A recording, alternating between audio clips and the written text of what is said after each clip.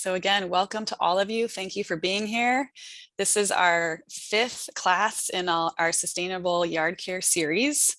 And this one is all about sustainable gardening and easy ways to grow food. My name is Kristin Covey, and I'm an educator with the King County Wastewater Treatment Division. So I'm going to be your facilitator today and tech support. We have one main presenter today, Joe Crumbly. He's from the Snohomish Conservation District. He's waving.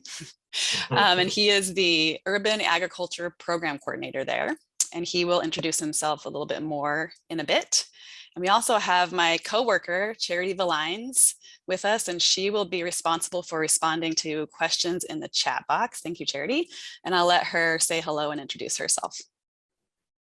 Yeah, hi everybody. My name's Charity. I use she, her pronouns, and I coordinate our demonstration farm that we have for the wastewater treatment division, which I'll be talking more about at the end. But yeah, feel free to type in your questions in the chat box. And if I don't get to them directly, we'll copy and paste them and make sure to either cover them in the end or try to include answers in our follow-up email. Awesome. Thanks, Charity. So yes, this class is being recorded. So that means that it will be available for you to rewatch if you need to later. So if you don't want to take notes, you don't need to. And we'll also be sending out a PDF version of all of these slides that will include all the links in the slides that you're going to see soon. And just a reminder, this class is best suited for folks that are new to gardening and yard care and are kind of looking for some helpful information to get started. If you're more experienced with gardening, this talk will probably be a little bit of a review for you, but the resources provided will help you, dig a little bit deeper later on. Okay, so I know that there probably are some new folks in the audience. There are every class. So I want to provide a little background for you and some context. So this series is a partnership between the King County Wastewater Treatment Division and the Snohomish Conservation District. So 2 agencies in 2 separate counties coming together to provide these classes. And this is our 7th year doing this series. Normally, we hold them at a wastewater treatment plant that we operate, which is actually located just across the county line in Snohomish County. So if you can see on this map on the left, it's showing you where Brightwater Center and the treatment plant is located. So Brightwater Center is an education center that is in this photo in the center, where we would hold these classes, and we hope to again in the future. And we share a partnership with the Snohomish Conservation District because not only do we both share a passion for improving water quality, but we also share community members. So it was a perfect partnership so that we could offer all these education classes to folks in our areas. On the right side of the slide is showing you all the classes we've already had this year. If you weren't able to attend, we did record all of them. So these are the topics, and we have one more left next Saturday called Be a Good Water Steward. I'll put the link to register for that class in the chat later on. And then at the bottom of the slide is the link to our YouTube site, which has all the recordings of these classes. Okay, and just to tell you a little bit more about our agency, the King County Wastewater Treatment Division. We obviously focus a lot on cleaning wastewater, and the map on the right corner of your slide is showing the service area. So we have a really large service area. We clean water for about 1.8 million people every day. And we have 3 large treatment plants that we operate. And even though wastewater is our main focus, we do like to support the community members that we serve through education programs and community events. So we have a pretty robust school program, not just at the Brightwater Center, but also at our South Treatment Plant in Renton. We see students from 3rd grade all the way through 12th grade, and even college students as well. And we have lots of family programs and community events at both of our sites. Okay. So just to cover a little bit more of the logistics, we have everyone muted, so please stay muted throughout the class, and we will be using the chat box for communicating. So feel free to put as many questions as you want in the chat box, but remember, we only have one person responding to them, and Charity will do her best to answer them as you ask them.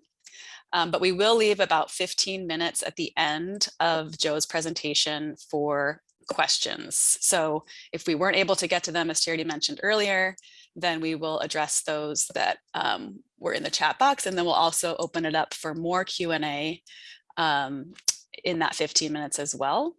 If the chat box is not easy for you to use, at the end of the presentation, feel free to use the raise hand feature, which is under the reactions icon at the bottom of your screen, and then you can ask your question verbally. All right, and then we are just asking you to keep your videos off for this class, only because we want to make sure that we have the lowest bandwidth possible, so that we can make sure our speaker can be heard and seen well. So yes, please keep your videos off. We have a lot of people in the audience today, which is awesome. All right, and I'm going to stop sharing my screen and turn it over to Joe to start his presentation. Perfect. Thank you, Kristin. I'm going to go ahead and bring it up here. Let's see. All right. Well, thank you, everyone, for joining. Again, my name is Joe Crumbley. I'm the Urban Agriculture Coordinator for the Snohomish Conservation District, here to talk to you today about sustainable food gardening. So just a little bit about me, my background. I was born and raised in Seattle. I recently received a Master's of Science in Food Systems degree in 2018, and I've been working for the Snohomish Conservation District for a little over 3 years. A fun fact about me is I was actually raised in Japan briefly for a few years growing up. And yeah, thanks again. Looking forward to talking about this in more detail. So the categories we're going to cover today include sustainable gardening, practical information, and managing crops, which includes donating your food harvests.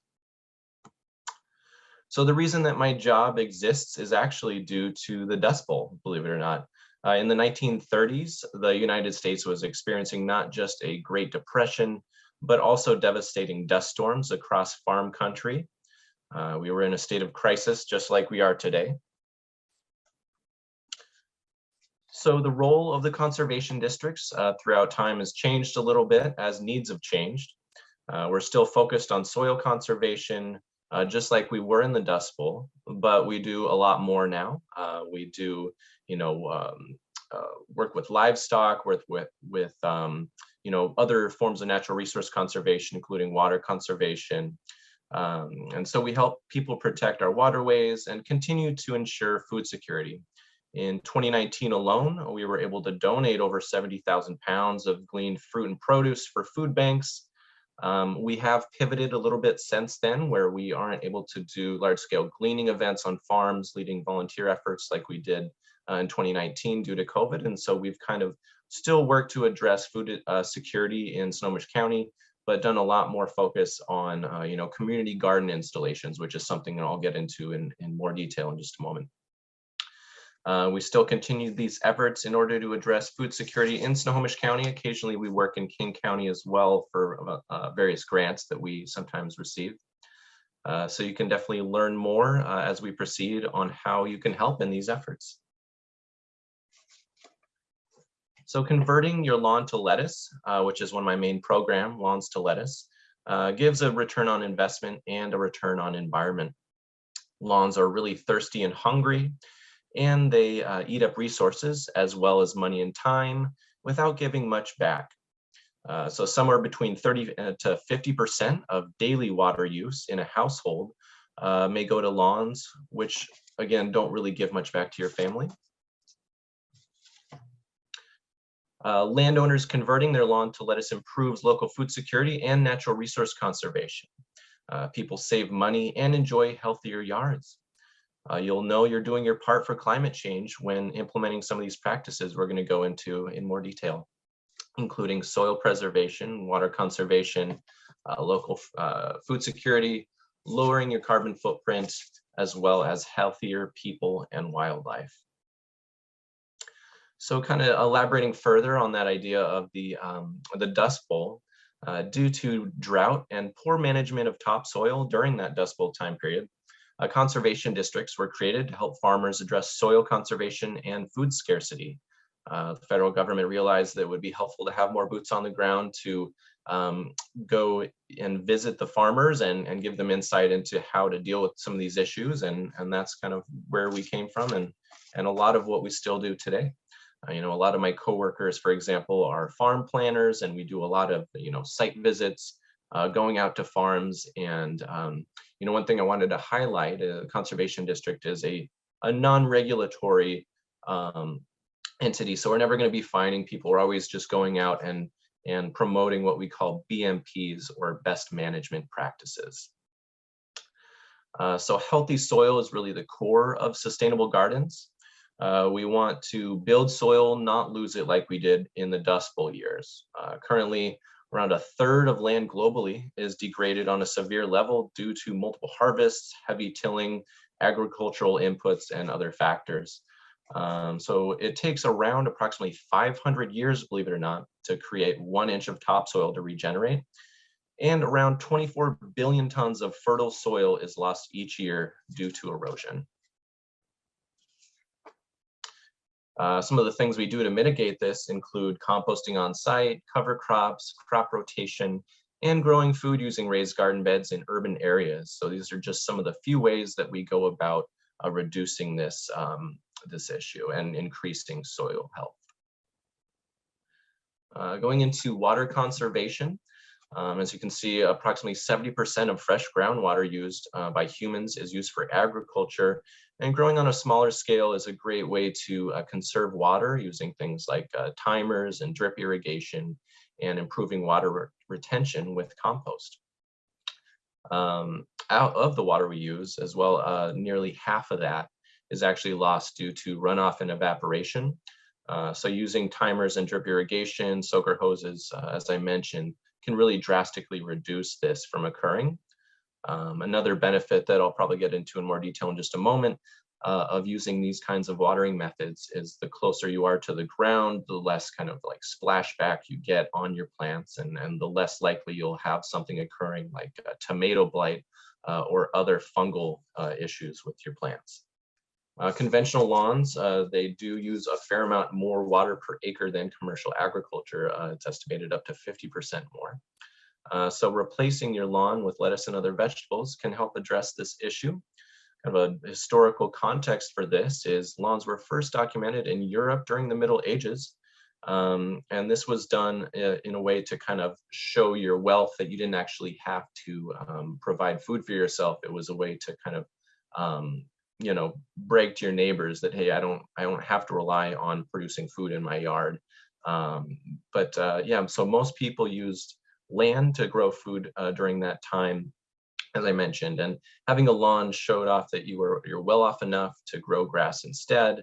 But what we've learned today is actually that conventional lawns have the potential to be harmful to the environment because they can leach excess fertilizers and pesticides into groundwater and local waterways. And as I mentioned, they do require a whole lot of water. So your home and your community gardens can help your food dollars go further. In times like these, when the food supply can be affected by disruptions to supply chains, you can feed yourself, your family, and your community. You know, a lot of what I do, as I mentioned, is implementing community garden spaces. And some of the things that we look at when prioritizing project sites include what we call a ranking matrix, where we look into different factors such as, is this in a food desert region? Is this a marginalized community? Do they have a lack of green space? And so on. So we really try and look into, you know, project sites where we distribute our resources, what area is going to have the biggest impact. Going into reducing your carbon footprint, around 10 calories of fossil fuels are used to produce and transport each calorie of food. So you can imagine the shorter distance that food has to travel, the less of a carbon footprint and impact it's going to have on the environment. And so reducing the transportation, you're going to be reducing that number. Additionally, sustainable gardens give healthy food to your family and help out the local wildlife in the process. Growing food in your garden helps make sure that nothing goes in your food that you're not aware of. It's estimated that up to about 70% of food in grocery stores is processed. And so knowing what goes into your garden is going to, reduce that from occurring. And so using things like, organic practices, organic soil, if you can, wood that's not pressure treated or has any weird chemicals in it, all these things are great to kind of limit these variables and different factors of potential stuff that going into the produce that you're going to be eating, and really kind of limiting the unhealthy characteristics of fruit and produce. So sustainable gardens are a great source of food, and you can make sure that your garden is safe for people, pets, and wildlife. Using natural yard care and pest control practices means that your garden food will be pesticide free. This is, of course, a lot easier to do on a small scale, and it's something that we promote on a regular basis. So this section that we're going to be getting into now includes site selection, types of garden beds, soil preparation, watering systems, plant selection, managing crops, wildlife, and pests, as well as the care, harvest, and donation of the food that you grow. So with site selection, it's really important to think about what is the sunniest part of your yard.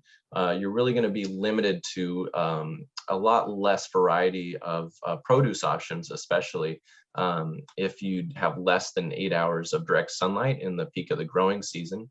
There are certain things like certain leafy greens and root vegetables that you can grow if you have partial sun, but it is ideal to try and aim for at least 8 hours of direct sunlight each day when considering site suitability. Another thing to consider that's really important in site selection is staying away from utilities.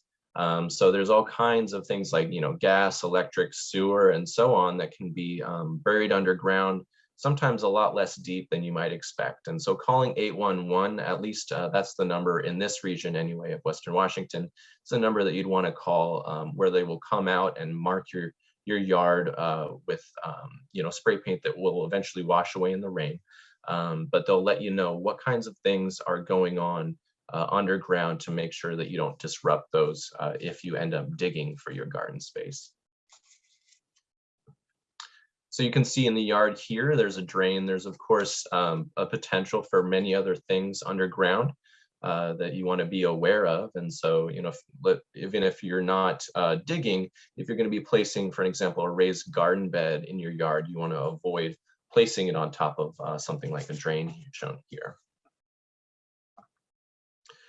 Here's a few options of various garden beds we've installed in the past. You can see in the upper left, these were garden beds that were made out of lumber that we purchased from a hardware store. Bottom left and the middle, these are garden beds that were made from used shipping containers, which again is a great way to kind of reduce building materials from entering the landfill. In the same way that, when you're implementing a compost system on site and you can reduce food waste from entering the waste stream, anytime that you can reduce building materials from entering the waste stream and reuse them in your yard or garden, the more the better. In the upper right, it's just an example of a hanging planter balcony box. We install those kinds of things in apartment complexes sometimes if folks don't have access to their own yard and there's no space available for those folks for a community garden with raised beds to go. For some of the smaller beds that we'll get into in just a moment, including this hanging planter balcony box, it's best to choose varieties of produce or things like herbs that have a lot more shallow root systems, since there's a lot less space to work in and you don't want them to get root bound in a small container. And then at the bottom right, this is actually an example of a raised bed using siding or certain metal that isn't going to have any weird stuff leaching off of it. So there's all kinds of different things that you can use, and we'll get into that in more detail in just a moment. One thing I actually wanted to include as well is when you're thinking about woods to use, I did mention avoiding pressure treated is ideal. Pressure treated lumber can sometimes have weird things like heavy metals leaching out of it. And then also if you're getting wood from the store, keeping in mind that coniferous wood or evergreen varieties are going to have a lot longer of a lifespan because they're a little more acidic, and so they can wick away water a little more. And then one more aspect to consider is, you know, the first thing that's going to go and kind of deteriorate in the raised beds made out of wood is going to be the corners or the seams. And so if you implement, you know, a metal bracket, kind of the right angle piece of those metal brackets on the outside corners of the raised bed, that's going to add a lot of longevity and lifespan to your raised beds to keep those seams from separating. So another option for garden beds, including digging up sod and amending soil, is one effective and labor-intensive option, but as I said, it is effective.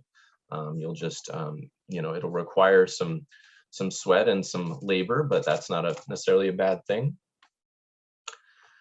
Here is a great before and after picture of a space that was implemented in Snohomish County, where folks, you can see, are using a lot of the practices that we recommend. Some of those BMPs, which include, you know, sheet mulching.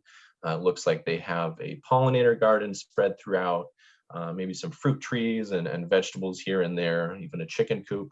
So yeah, really a great example of what you can do to you know, liven up your yard and add some color. Something that I'll mention later on as well, that pollinators really are great for increasing the yield of fruit and vegetable production. So the more things like, you know, bees and hummingbirds that you can attract to your garden space, the more production you're going to see off of you know, something like a fruit tree. Removing lawn is, of course, an option. And, you know, no-till gardening is great because it actually, especially on a small scale, it's a lot more feasible. And the less that you can disrupt, you know, beneficial insects and microbes, the more you're going to have, you know, great soil health down the road. And it'll also reduce any amount of, you know, fertilizer, for an example, that you would add. Of course, I try and recommend organic soil amendments, but if folks do choose to use fertilizers, you're going to have a lot less need to add something like that because the soil health is going so well on its own and producing all these nutrients that you're going to want. So no-till gardening is less labor intensive and definitely contributes to soil health. Another option that we implement quite often is sheet mulching. Sheet mulching is great for reducing weeds, increasing nutrient and water retention as well. So sheet mulching can be done in various ways. A lot of the times we'll just put down cardboard and then we'll put you know, compost and then wood chip mulch on top. Sometimes folks just put wood chip mulch on top out on the cardboard and that's it. If you're going to do that, you want to keep in mind that wood chip mulch by itself is typically pretty acidic. And so, you know, a lot of vegetables aren't going to like that much acidity. You're going to want to have like a little cutout, a little radius cutout from the cardboard and the wood chip mulch where a vegetable would go to make sure that the acidity isn't going to harm that vegetable. But a lot of things like, you know, raspberries, strawberries, blueberries, a lot of those kinds of things really do enjoy that acidity. Here is an example of a breakdown of wood chip mulch, kind of really in depth. We don't always do something that specific, but that's a great example of something that you can do.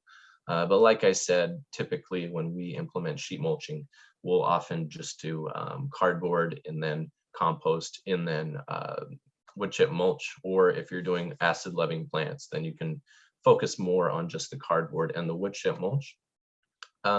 Also, you know, keeping in mind, cardboard is not going to be there forever.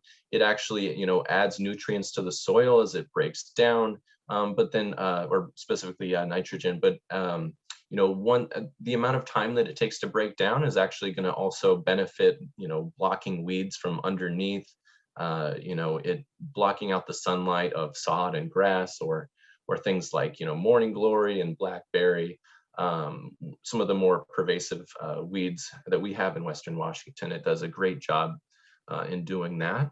I will say, if you have something like morning glory or blackberry popping up, you would want to try and make that sheet mulching layer a lot more dense. Typically, you just do a few inches, but if you have something like a blackberry, you may want to layer that up to a foot, or even I've seen 2 feet before. So I think that the thicker that you can make it for something like that, the better. One thing actually I forgot to mention as well is it also reduces erosion and stormwater overflow going into nearby waterways. So here is a great resource for folks if they're interested about what kind of potential contaminants they have in their soil. The Washington State Department of Ecology has a website called the Dirt Alert Program, where you can click on the link, which we will provide this presentation to folks, where they can have access to all these different resources we mentioned throughout the presentation. I know a lot of folks are tuning in from other states and other regions, so feel free to reach out to us, and we may be able to find a resource for kind of site-specific where you are, or an organization that may be able to help you further. But here is as I said, the Department of Ecology website. It's showing a lot of different areas that have, known contaminants in the soil. South Everett, and you can see here in the red zone, there was a previous smelting plant, as well as in, West Seattle, and it looks like, Pierce County near Tacoma. There was also some smelters up in Stevens County, and then in parts of central and eastern Washington, there's known soil contaminants, primarily due to old apple orchards, and there used to be a practice where a lot more heavy metals were used in apple production. So just keeping those things in mind, you may want to lean towards using a raised garden bed with maybe a layer underneath the bed to prevent root systems from accessing soil if they do have known contaminants. The Maverick. So again, raised garden beds, we're going to get into that in more detail. If you have heavy clay soils or really tough conditions, raised garden beds with fresh soil you bring in can save a lot of work. Raised beds help when you have poor drainage that can drown some plants. If your dog runs through the yard, or if you have rabbits or other pests wandering around, it can be a lot easier to protect your garden plants. Sometimes folks will implement, on top of a raised bed, they'll even put like a chicken wire fencing circle around the perimeter of certain plants that may be really targeted by certain garden pests. As I mentioned, if you have any concerns at all about soil contaminants, I think that, and you live in Washington State, the Dirt Alert website that we showed in the previous slide is a great place to start to know if raised beds are an ideal option for you. So as you can see here, they can be quite aesthetically pleasing, and you can lay down cardboard or weed guard underneath, and then wood chips on top to avoid digging up grass. Typically when you have a raised garden bed, the weeds are not going to be coming up from the bottom of the raised bed. Here we have these previously used shipping containers that are used as raised beds, and they did have a wood layer underneath. But even if they didn't, oftentimes raised beds are deep enough to where the weeds are not going to be able to reach the surface from underneath. And so that's why we oftentimes will implement sheet mulching around the perimeter to reduce weeds from germinating around them and then landing in the top of the bed. So oftentimes it's either a weed around the perimeter that gets in, or droppings from a bird and that kind of thing. But they really do a great job of reducing weeds, and they have all kinds of other benefits, including saving your lower back. You don't have to bend down the higher they are, and all kinds of great benefits, reducing a rabbit from being able to jump up and get in there. And kind of a neat context to the installation shown here. This was actually a Sultan in Sultan, Washington, a kind of a community garden space we helped put in, putting in raised beds, sheet mulching, totes and rain barrels with drip irrigation. We're more recently putting in a fruit tree guild there, and a neat kind of aspect of this location is it was a hub of a Boys and Girls Club a Volunteers of America food bank, a senior center, an ECAP program, which is early childhood education and assistance, kind of a preschool location. And so all these locations were in this one cul-de-sac where they could utilize this space for food production. And the senior center, before COVID had happened, they were actually utilizing a lot of these beds for producing salad and leafy greens, and they would actually use them in a weekly salad bar where they would bring together the local residents. It was a really neat thing. And some of the different raised beds, as you can see with the leafy greens produced here, they actually did kind of a neat experiment where they were using different kinds of compost from various animal manures to see which one would produce the best salad. And so they tried it out with chicken manure and goat manure, cow manure, horse manure, and I think the result was they had the best salad from goat manure. So kind of a fun experiment they tried out there. Here is a before picture of a garden space before any implementation of these BMPs were put in. And then after, kind of a neat before and after to see how you can, have something put in that helps with food production, but also is aesthetically pleasing as well. You can see that they did sheet mulching. They put in some raised beds from wood. There's also, looks like some containers from the kind of the cloth material that you can get portable raised beds for, relatively inexpensive. So really looks nice, and again, kind of adds to that food production and reduces labor and upkeep from having a big lawn, reduces the amount of water that you're going to have to add. So definitely a lot of benefits. Building raised beds, something to keep in mind: once you fill them, they're going to be really hard to move.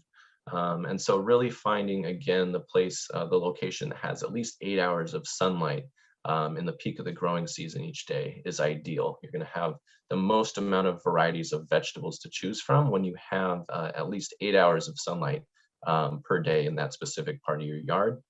Another thing to keep in mind that a lot of folks may not think of is planting the bed north to south, thinking about how the sun rises and sets.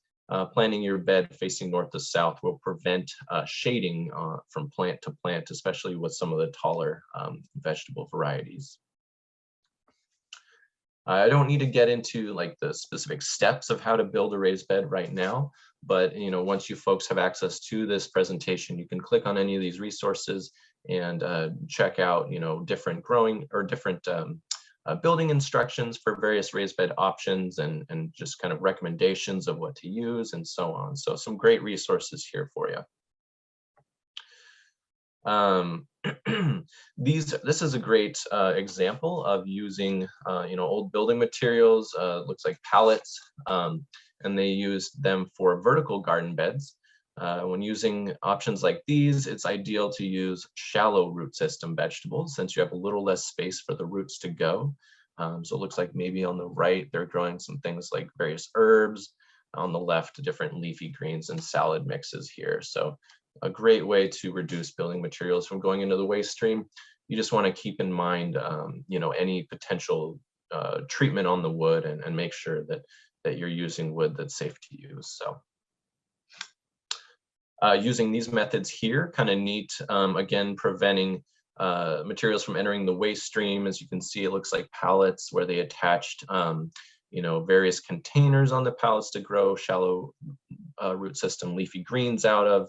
And instead of using the inside of the pallet to store the soil, they actually just use the pallets as kind of a hanger to attach other household items and upcycling those. So again, preventing them from going into a landfill.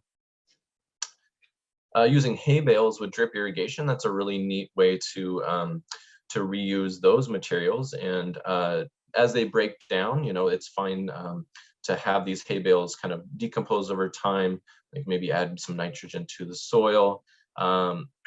This again is best for shallow root system vegetables, but something to keep in mind that was actually brought up in previous presentations of this nature was a question about using what kind of hay bale you would want to use. And it's good to note that straw bales should be used for your vegetable garden because unlike hay, straw does not contain seeds. Here's an example of using PVC pipe to grow lettuce out of. This can be really water efficient, and these chambers can, keep the water in a closed loop system here.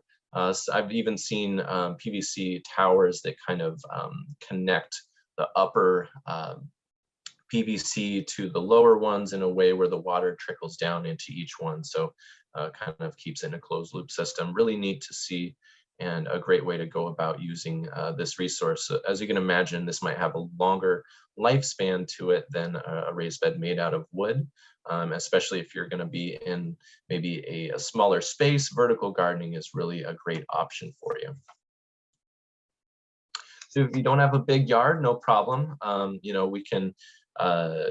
We can help you figure out how to grow food in a limited space. Let us know if you're in Snohomish County, Washington, and we can set up a site visit.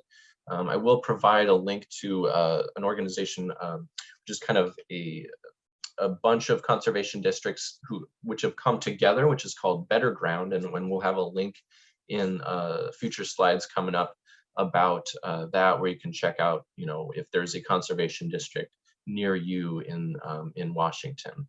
But of course, every state in the United States has a conservation district. Some have more programs than others available, but I always recommend, if you're not in this region, you can always check out your local conservation district for more information. So soil preparation, getting to know your soil and taking soil samples are important aspects of site selection. You'll want to know, or you're going to want to have great soil to support healthy plants and reduce water use. And so it's really one of the best first steps to consider when talking about site selection. Soil test can measure soil fertility. Results obtained from soil tests can also include, information about N, P, and K, which is nitrogen, phosphorus, and potassium, some of the main nutrients that you want to keep in mind for considering what plants will grow well. You can also get results about salts, organic matter, and of course, soil contaminants. We will have resources and links about soil testing on other slides. They would typically be different soil tests if you're looking for nutrients versus looking for contaminants. So nutrients for healthy plant growth are divided into 3 categories: primary, secondary, and micronutrients.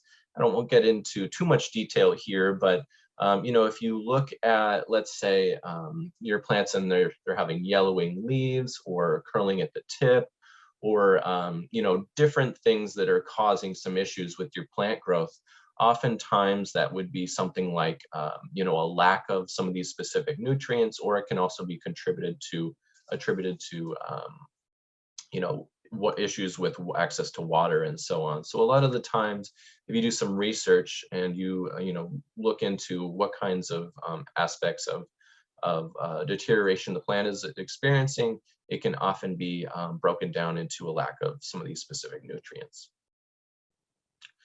So as I mentioned, we have information on soil testing available on our website, as well as some links here. If you ever wanted to check out the Snohomish Conservation District website, it's snohomishcd.org, but there are some great links shown here. I will say that Snohomish Conservation District can provide free soil testing for commercial farmers in the county, but if you are in King County, to my knowledge, the King Conservation District does offer free soil testing for individual homeowners, so you don't have to necessarily be a commercial farmer to have access to that. So some great resources here for more information on how to go about a soil test, how to reach out to a company to provide one, and for the most part, they're relatively inexpensive. Oh, so going into watering systems, I won't go into too much detail about rainwater catchment. Our next presentation actually is going to dive into that a little more coming up in the near future, so I'll let those folks get into that. But I will say that we use a lot of rainwater catchment in a lot of the community garden spaces that I install and help put in across Snohomish County. Really helps reduce the labor involved in watering. Of course, folks will use rain barrels and cisterns, as well as, drip irrigation, hand watering. And as I mentioned earlier, it's best to water from the roots up using micro irrigation or drip irrigation if you can, directly into the soil. The splashback, as I touched on previously, when you have soil splashing back onto the plant, that can cause sometimes some fungal diseases for certain vegetables. And a neat fact that I may have mentioned earlier is half of surface water can be lost due to evaporation. So when you think about, using a sprinkler versus a drip irrigation, you're going to have a lot more water loss from evaporation. And of course, rainwater catchment will be in the future Brightwater collaboration with Snohomish Conservation District with that presentation. So stay tuned for that. An easy rule of thumb to go by when thinking about how much to water, discounting, let's say, the heat dome that Western Washington experienced last summer, where it was, close to 100 degrees for multiple days in a row. Having that aside, if it's a normal growing season and you're just, it's relatively hot, but not that hot, then typically about 1 inch of water per week is a good rule of thumb to go by for most vegetable varieties. So a good way to go about figuring out what this would how long it would take is you can have an empty tuna can, which is about 1 inch deep. And then whether you're using hand watering or drip irrigation or a sprinkler, you can just time how long it would take for that tuna can to fill. And that's about how long it would take for that you would want to be watering your garden, vegetable garden every week. So plants, now we're going to get into planting zones, site selection, and options for your location. Planting zones are really important to think about. It has to do with, the temperature that you're dealing with. In Snohomish County alone, we have 8 different planting zones. Primarily where I work is going to be in zone 8B. It has to do with, the first and the last frost date and the temperature range throughout the growing season. We do have a link to the USDA website, which lists kind of a planting zone resource in our resources page later on in the end of the PowerPoint. But this really just determines which plants will grow well based on the temperature that you're dealing with and the time of year. So some crops that you can grow in Snohomish County, you may not be able to grow all of these today, but these are often grown in this region.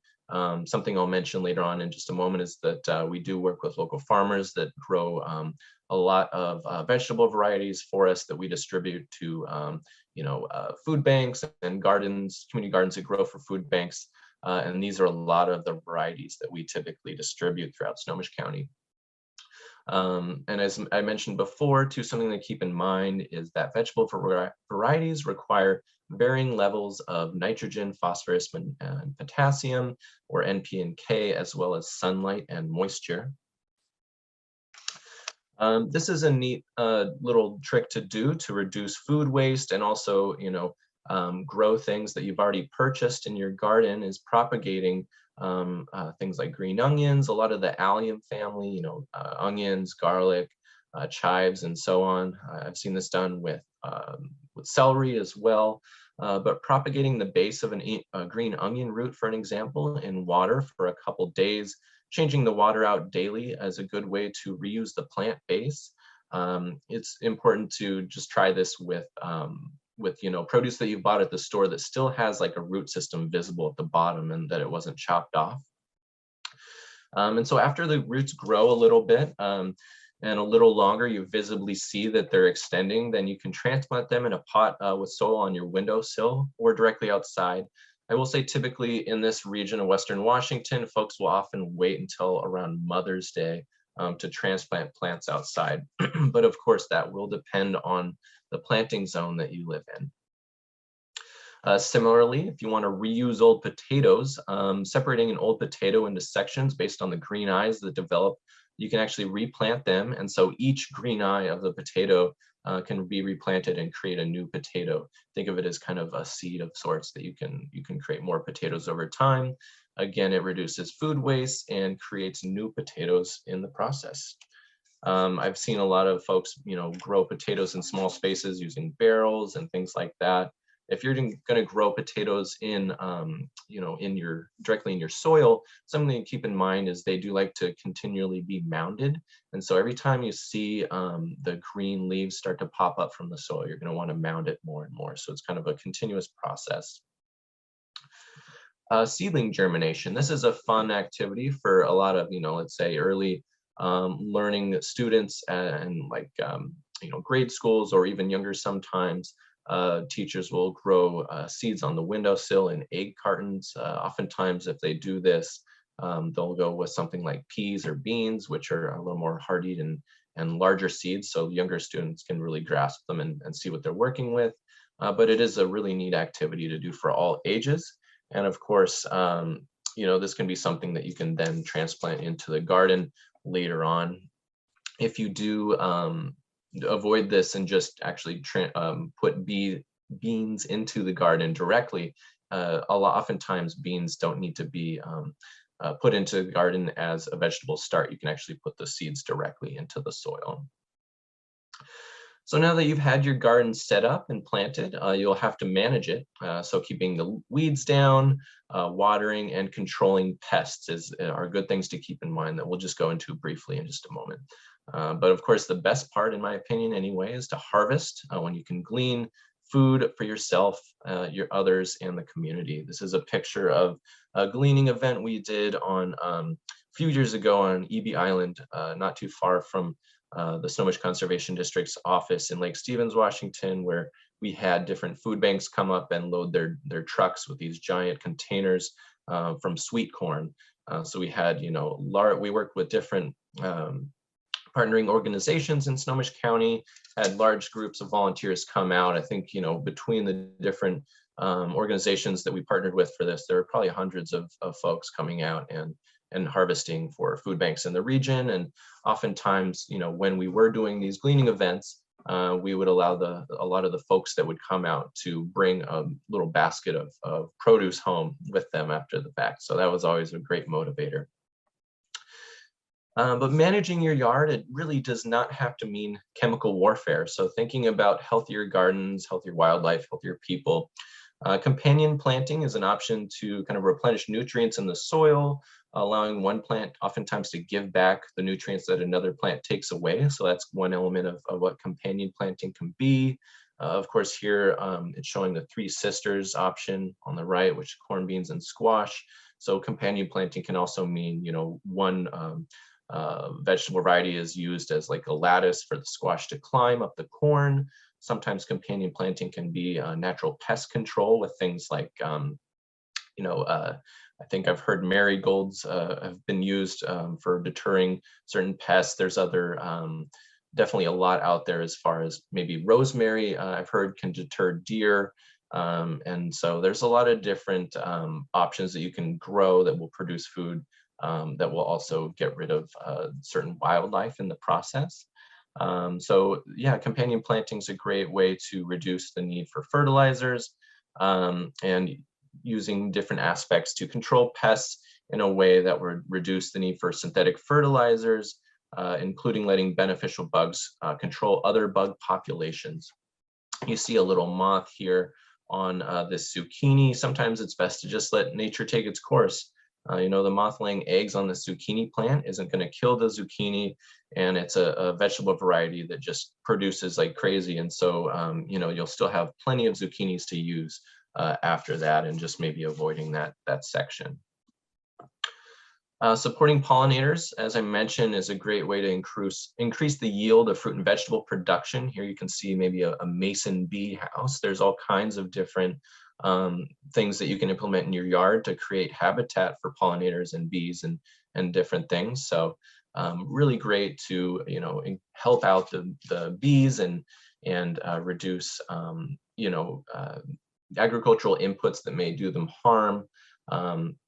Yeah, I think if you folks are interested, you can check out snohomishcd.org for more info on pollinators. If you want to set up a site visit with us, we have some great folks that have a lot of experience in that field, and an organization that comes to mind, I think, that has a lot of great resources as well about pollinators and helping out bees is the Xerces Society, spelled with a X. See, moving right along, you can get help in your garden from nature by encouraging wildlife in the garden. So owls and hawks will hunt rodents. Many birds will use insects to feed their young, and beneficial insects like dragonflies and wasps prey on species we don't like. So for more information on integrated pest management, or IPM, you can see the link here for more a neat fact sheet that we provide on our website on snohomishcd.org. Maintenance, just moving right along. Frequent soil tests, organic matter, slow release fertilizer, and compost can increase soil health. Drip irrigation and sheet mulching can also reduce maintenance. So thinking about, again, the sheet mulching blocking out the weeds, you're going to spend less time weeding around the garden beds. And drip irrigation, especially if you maybe add a timer to it, you don't really have to think about watering. It'll just take care of itself. I've even seen a setup where someone had like a small solar panel attached to the timer of the drip irrigation. So even less you have to think about it. It'll just power itself and take care of itself, kind of set it and forget it. Here is a link to record what you donate to local food banks in Snohomish County. The Conservation District, Snohomish Conservation District anyway, works with about 20 or so food banks in Snohomish County, where they agree to accept fruit and produce grown from individual homeowners or folks that have access to some sort of garden space.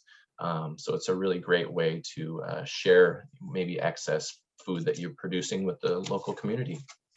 Also, reporting what you donate on this link here is a great way to help the Conservation District. The more that we can show that some of the resources we provide the community add up to more donations at local food banks, can help our future funding and so on. So it helps with grant applications and all that kind of thing. Harvesting for others. I wanted to mention that free vegetable seeds will be available for participants of our Plant a Row program. This is a kind of a long link here, but feel free to look at our website again, snohomishcd.org. At the top left, there's a programs button with a drop-down menu. You can select lawns to lettuce, and then there will be more info on the Plant a Row program. But here is a direct link to where you can sign up to pledge to Plant a Row. And in that form that you fill out, you can kind of designate what kinds of vegetable seed options you're most interested in, and then we can eventually provide those to you. Here is a website with a link at the bottom here for how to directly go there on snohomishcd.org, where it shows a lot of the different food banks in Snohomish County we work with that agree to receive these donated fruit and produce items that are homegrown. And if you click on the website on these various food banks, to the left will also provide contact information, the hours that they're open, and so on. So a really great resource for folks who aren't sure what kind of or where the nearest food bank is to them that would accept this kind of donation.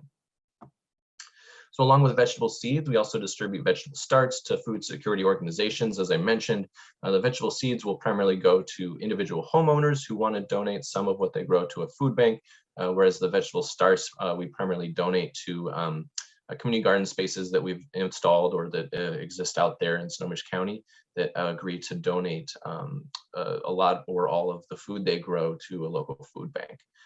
Typically, every year we distribute around 10,000 or more vegetable starts to locations like this in Snohomish County, which can really help address food insecurity in the region.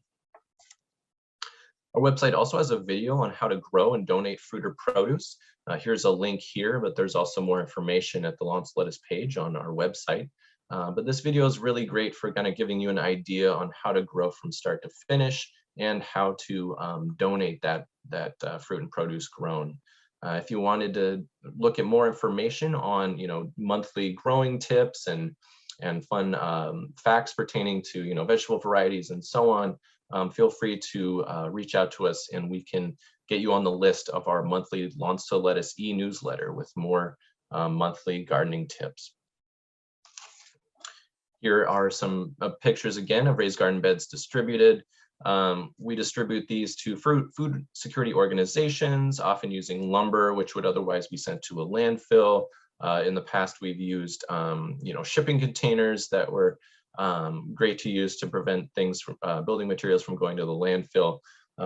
Recently, due to supply chain issues that are affecting global trade, we've gone back to purchasing lumber more from the stores.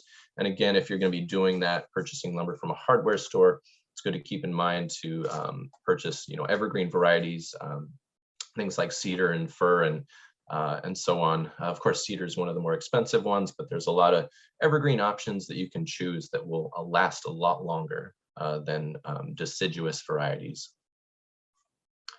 Many of our project sites also receive rain barrels with drip irrigation, as I mentioned, to water fruits and vegetables.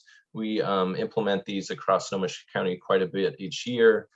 We also will go into more detail on that topic at the next presentation, as I mentioned, that goes into more on rainwater catchment.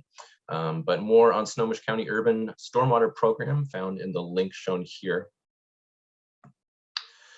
And lastly, the aged manure from our manure share program. We're able to provide compost from aged horse manure as a public resource from this manure share program. We work with a lot of different kind of horse farms in Snohomish County where they have aged manure that becomes great compost once it's cured and sits for a while, typically around 8 to 12 months. Some of the compost piles we work with at these different farms have sat even longer, sometimes up to 2 years. So it's kind of a win-win situation where the farmer has an excess of manure building up and they want to get rid of it to free up space, and then folks want to have access to really nutrient-rich compost that they can implement either for sheet mulching or directly in their garden beds.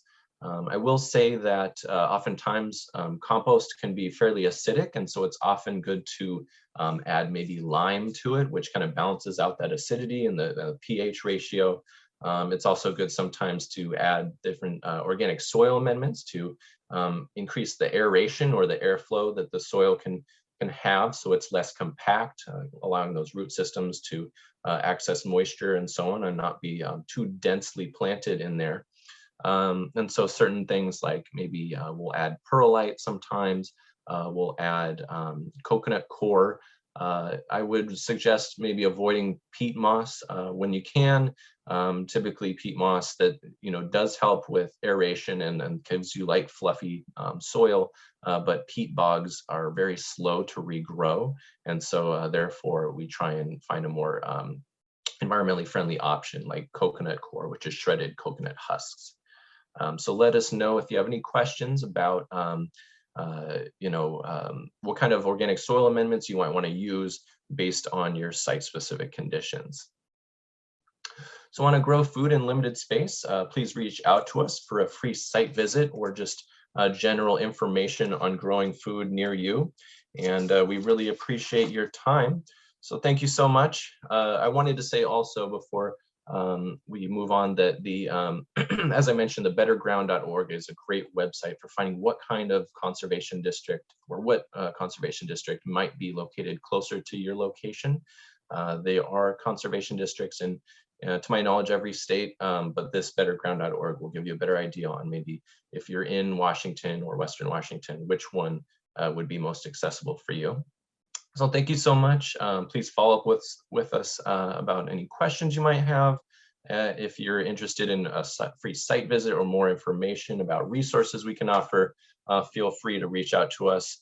I do have my email in the first slide, so feel free to reach out to me directly as well.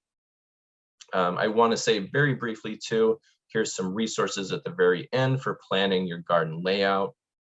You folks should have access to this PowerPoint, so I don't need to get into detail about all these different resources, but I would definitely recommend them if you have any questions about site selection and planning your garden space. There's also grant resources here. There's a grant for BIPOC and underserved communities or farmers that are considered marginalized. So this is a great one. It's a smaller grant, $5,000, but every bit helps.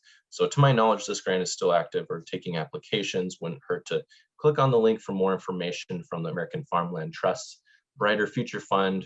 Here's also a USDA grant for farmers that farmers as well as small business owners. This is kind of a reimbursement grant where folks will get reimbursed for part of a solar installation that they implement. So feel free to click on the link there if you're interested in that.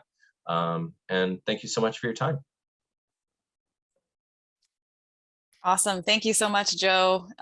Really appreciate this presentation and all the resources that you provided in the slides. And I know that there's been some questions in the chat about this. Yes, I will be providing all of these slides to you via email, probably shortly after this class. So you will have access to all of this. And I just wanted to thank the folks in the audience who are contributing to the chat box and providing their own knowledge and expertise. It's been really helpful to have some help. Before we open it up for more questions, we didn't get to all of them in the chat, so we have plenty of time. It's only a little bit after 11. I wanted to turn it over to Charity briefly. She wanted to make an announcement and share about a couple things that she'd like you to hear about. So go ahead, Charity, if you want to go to the next slide, Joe. Yeah, thanks. I wanted to share about, our King County Wastewater Treatment operates a demonstration farm down at our South Treatment Plant in Renton. So it's a demonstration farm for recycled water and water conservation and GrowCo compost. If you're in the area, so if you're down around Renton, South King County, we would love to have you stop by. So we often offer we do tours, we do community programming. So if you have like a group, like a church group or a school group you'd like to bring out to our farm, definitely reach out to me. We're also always looking for volunteers. If you would like to learn more about your own garden and get some kind of hands-on service learning experience, definitely come out and volunteer with us. We'd love to show you some of these techniques out at the farm. And we're also running on March 19th, a free fruit tree pruning workshop. We have a plum, an apple, and fig orchard. And we're having City Fruit come out and help us prune, and then they'll be teaching participants how to prune, and then you'll help us prune our orchard. So if you're interested in that, we'll send out a link to the signups in our follow-up email. It's limited to 20 participants though. So definitely, yeah, sign up if it's something that you feel like you can commit to and not just take up the space, right? Awesome. Those are my city soil notes I wanted to share. Great. Okay, so we're going to address some of the questions that we weren't able to answer in the chat box. So Joe, a couple of these are for you. Somebody was wondering if there's any concern with using PVC pipe for that lettuce kind of system you had shown a picture of because of leaching into the soil. You know, that's a great question. I think that it's always good to play it safe. I don't have a lot of experience using that myself, so I would always suggest, you know, doing your own research and looking into, you know, trusting your own judgment. And I always think that, you know, if you're unsure, play it safe and don't use it. Like I said, I haven't used it in the past. I do know that a lot of, for example, aquaponics systems with, you know, using fish and fish excrement to be the fertilizer for things like strawberries and herbs and so on. That is a system using PVC. I've never heard that has had issues with the PVC being used there. I would think that maybe the biggest, if I had to guess, the biggest issue you might run into that as far as leaching of weird chemicals would be, you know, sometimes the PVC is connected to other pieces of PVC with kind of intense bonding agents like epoxy. And so if you're doing that, I would be sure that the epoxy or whatever bonding agent you're using to connect the PVC to other pieces is not like exposed. And so in other words, kind of using a minimal amount when you're connecting those pieces so that it's not going to have any that's kind of, you know, where you can't see it, and then it's less likely to be circulating in the water. But I would just suggest playing it safe and doing your own research on that. I unfortunately don't have a lot of experience with the PVC myself, but I've just seen it used so much that I think that it's probably okay. But again, I would look into it further if there's any questions about safety. Great. Okay. And yeah, I see some people put some other info about it in the chat box as well. And then another question was, can you put a raised bed over a septic drain field? That's a great question. I would not. And it's not necessarily because it would be unsafe. It's more because you can potentially do damage to your septic. These roots are going to, specifically with things like, I've heard stories about like someone planted a tree nearby and the tree's roots actually went into the septic and damaged it. And it's really, really expensive to have someone come out and excavate in your yard to repair something like that. But to my knowledge from talking with, coworkers and other people in this field, it's not typically an issue of like the septic getting into the root systems and harming you in some way. It's more often the case that it's going to be an issue of having expensive damage to your septic. All right. And then somebody was curious about, what do you source the lumber destined for the landfill? Or where do you source the lumber destined for the landfill?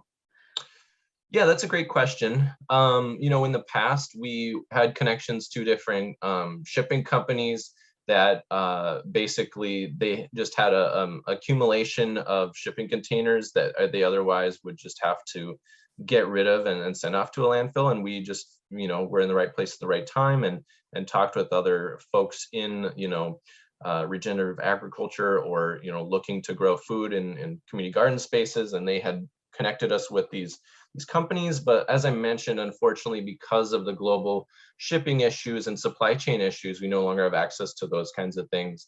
And so we are, only purchasing lumber at this time. So actually, I would turn the question back to the audience. If you know of any organizations out there that do have access to something like this, like wood that's safe to use from shipping containers or pallets, please let us know, because we'd love to continue that, but we do no longer have access to that resource, unfortunately. Yeah, that's a good point. Yeah, if anyone has any resources for that, we'd love to know. And then there's another question about putting raised planter boxes on top of sheet mulching, and if that's okay. And just sort of kind of re-explaining sheet mulching. Is it something you can put it in and then actually plant on top of, or is it best to leave it for a while, like a season, and then plant on top of? I mean, I don't foresee any issues with putting a raised bed on top of sheet mulching with the wood chip mulch. I would, it's, I guess it also can depend, how deep your raised garden bed is, and does it have a bottom to it? Is there a wood bottom, or are you putting cardboard on the bottom of it? Because the only thing I would kind of consider is if it's a really, it's not a very deep raised bed and you're putting it on top of sheet mulching that has wood chip mulch in it that's acidic, then you might be adding a fair amount of acidity to the soil, and that's not ideal for a lot of vegetable varieties. So just if it's a really deep raised bed, I don't see an issue with it. But I also would kind of keep in mind that, in the past, there were community gardens that received raised beds from us, and they actually had access to their own compost, and they wanted to reduce the amount of compost and soil amendments that they added to the raised bed. So they filled it with woody debris.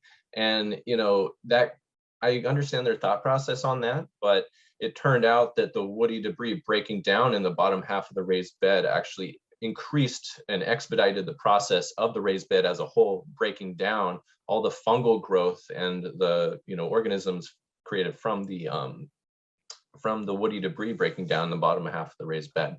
Really, really increased the decomposition of the wood on the sides of the raised bed. And so I think, reducing a large amount of wood, at the bottom of a raised bed is ideal to increase the longevity of the bed itself.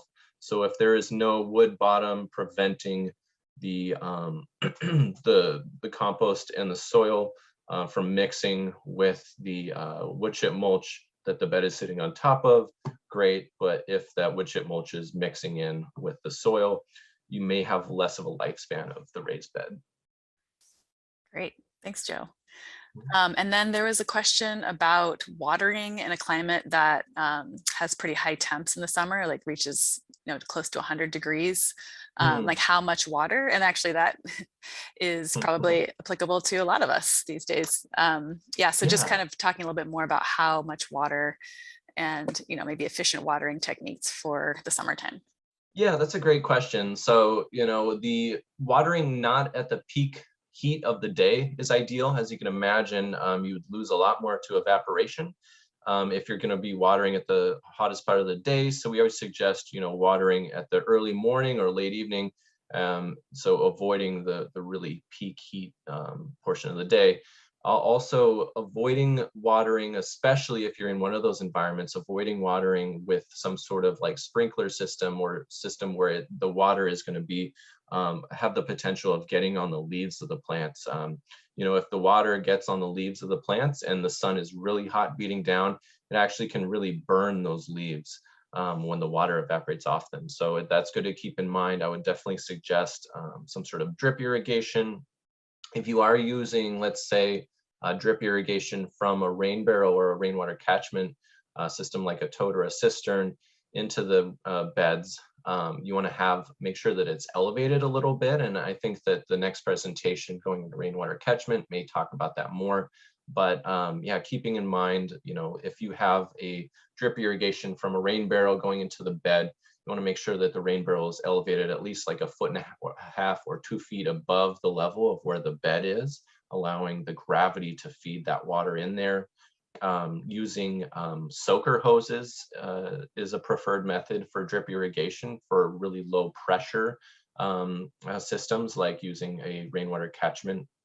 If you're using drip irrigation from another source like a faucet, it's not as important to use soaker hoses, but that's something to keep in mind. And yeah, it really just depends on the location. I would say that that rule of thumb of 1 inch of water per week using that kind of tuna can method would not be applicable to a place that has consistent 90-100 degree days. You're going to definitely need a lot more than that, unfortunately. And so it just depends location to location.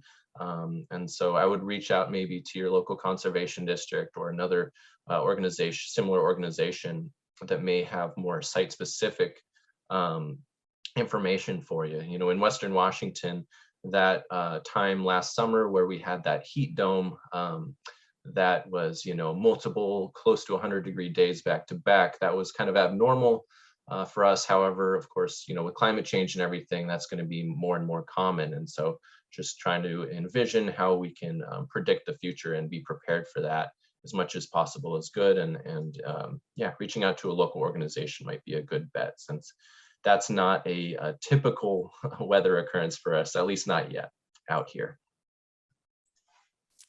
Great. And then this was a specific question, but I'm curious to know the answer if you do know it. Yeah. Do copper pots affect plant growth?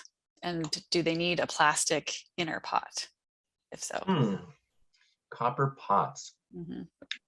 That's a good question. I don't know. I would imagine that I don't know if there's any health issues with metals leaching off of them. I would do research on that. And if you want to send me an email to my direct email, anytime I don't have an answer about some kind of safety question like that, I have access to all kinds of coworkers that that have a lot of knowledge in various aspects like this of gardening in urban areas. But I also have access to a lot of different, community partners and organizations we work with, like the WSU or Washington State University Master Gardener Program. We work with a lot of other folks. So sometimes if I don't know an answer, I'll reach out to someone I work with or a partnering organization who likely has an answer. We have all kinds of resources at our disposal as well that I can look into. So I would recommend maybe sending me an email with that question and I can follow up with you.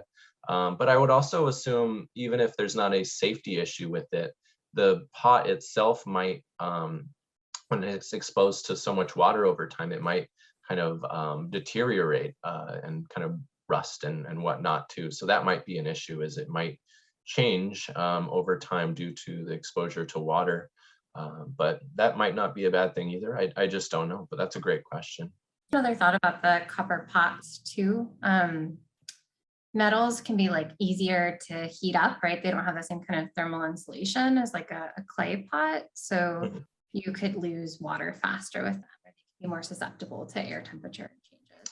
Yeah, that's a great point. Yeah, that makes a lot of sense.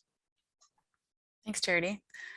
And then someone was interested in hearing a little bit more about the Plant a Row program and how do they sign up for the seeds? Sure. Yeah, the Plant a Row program, if you go to our website, snohomishcd.org, there's a drop-down menu for programs. You'll select the Lawns to Lettuce option. From there, there's going to be a link for the Plant a Row page. But then there's also a link in this PowerPoint directly to that page where you can sign up. If there's ever any technical issues with our website being down, feel free to send me a email at the email shown on the screen here, and I can get you signed up directly myself. But basically the Plant a Row program, which is kind of like a, we basically just trust the public to say that they're going to donate at least one row of what they grow to a food bank in Snohomish County. And in exchange, we'll be able to provide vegetable seeds to them of their choosing. Of course, it's not a massive quantity, but we can do our best to get you what you need and go from there. Right now, due to COVID-19, we're pivoting a little bit in how we interact with the public with the Plant a Row program. In the past, we've mailed them out, which we're not doing now. We've also had folks pick them up directly from our offices, which we're not doing now. So instead, we're actually we're in the process right now of setting up 3 distribution points across Snohomish County, where folks can choose to go and pick those seeds up without interaction from us. We would just leave them at a kind of a site where we can navigate you to, and they'll be sitting there for you. That is in process, but we're almost there. And so if you want to sign up for the program now and be on the wait list, then we can address those folks once it's up and running again in the near future. Great. Awesome. Charity? Also, I know in Seattle, I'm not sure that we used to have some similar programs. I'm not sure about the current status, but I know White Center Food Bank, where all of our produce goes, really welcomes donations from gardeners. They are, yeah, they're awesome. They just like receive like baskets and things like that from the community. So if you're in West Seattle in that area, you could kind of independently grow an extra row for them. I know that they really like to receive extra produce. And if you are curious about like when to drop those things off, shoot me an email. Perfect. Yeah, that Cool. sounds great. Thank you for sharing. Let's see, there's a couple more. So there was a question about vertical planters. Can they lean or attach to the house wall with siding? Or is there a specific distance recommended from the wall? That's a great question. I would assume that, having a little bit of distance would be ideal to not, let's say that if you had like cedar shingles on the side of your house, I would imagine that those would be negatively affected over time by water condensation there. And yeah, Charity, do you have any thoughts on that? I actually haven't implemented vertical gardening myself in any of my installations. I know it's a really common practice, but I don't have firsthand knowledge on how the distance should be between the contraption itself and the wall. But I would just assume that if you're able to have a little bit of a break there to reduce the condensation accumulating on the wall, the less damage you do to your house. Yeah, I wouldn't drill into I would really be hesitant to drill into your house siding just because, yeah, like Joe was saying, that could like really hurt your house. Yeah. Also think about like how much less light something is going to get, right? If it's on the side of a house, and which side you want to put it on to maximize light. That's a great point. And just thinking about like an installation aspect, if you were to have a vertical gardening piece like what we had shown with the pallets, it can probably get quite heavy when you add soil and then there's water in there and whatnot. And so making sure whatever contraption you use to attach it to, let's say, maybe like a shed or a barn or something that you care less about the long-term potential damage to the wall, you would also want to make sure that you're finding the nearest beam or like a stud, like using maybe a stud finder if the wood's not too thick. But basically doing research and figuring out what are you screwing into, what are you attaching it to make sure that the weight over time is not going to like fall off or pull the wall down. And so connecting that to a beam, I would assume, is the best bet. Great. And I see Pat suggested putting it against a cinder block wall. It's a good option. good Do you idea. have that? Let's see. I don't think there are any more questions, but Charity, did you see any that we missed? Somebody mentioned the Berkeley method of composting, which like I have no idea what that is. Have you heard of that before, Joe? I haven't. I'd be curious though, if you want to share that in the chat for other folks to see. I think that's a great way to share a resource. And yeah, I'm definitely curious. We also, I want to mention that there is a group, Lancelotta's Facebook group, where folks share resources with each other all the time. And that might be a good thing to post there if you wanted to join that group. But yeah, I'm curious. So I imagine that if it's well known, and it could be a really useful resource. So thanks for sharing, and I wish I knew more about it. I don't either. One resource that I really wanted to share actually was the TILT Alliance. Mine looks really sad, but our Maritime Northwest Gardening Guide. Yeah. Or you can just like get them at like bookstores around town. Some gardening stores have these, but they're incredibly helpful if you are in like the Northwest area, so Washington and Oregon.